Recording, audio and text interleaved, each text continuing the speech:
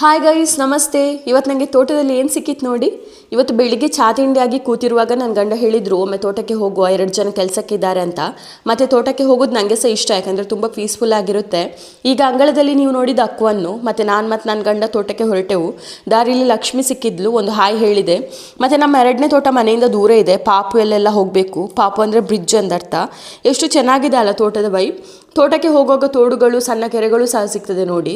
ಮತ್ತು ಒಳಗೆ ಹೋಗುವಾಗ ಅಲ್ಲಿ ಮುದರ ಮತ್ತು ಸಂಜೀವ ಅವರು ಕೆಲಸ ಮಾಡ್ತಿದ್ರು. ಮತ್ತು ನನಗೆ ಸಹ ಚೂರು ಅಡಿಕೆ ಎಕ್ಕುವ ಅಂತಾಯಿತು, ಹಾಗಾಗಿ ನಾನು ಸಹ ಚೂರು ಹೆಕ್ಕಿದೆ. ಮತ್ತು ಈ ಪ್ರದೇಶದಲ್ಲಿ ತುಂಬ ನವಿಲುಗರಿಗಳಿವೆ. ನನಗೆ ನವಿಲುಗರಿ ಸಹ ಸಿಕ್ಕಿತು.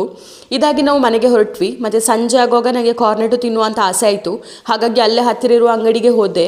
ಅಲ್ಲಿ ನಾನು ಕಾಜು ಮಲೈ ಫ್ಲೇವರ್ ತಗೊಂಡೆ. ಮತ್ತು ನನಗೆ ಮ್ಯಾಗಿ ತಗೊಳ್ಳುವಂಥ ಆಸೆ ಕೂಡ ಆಯಿತು.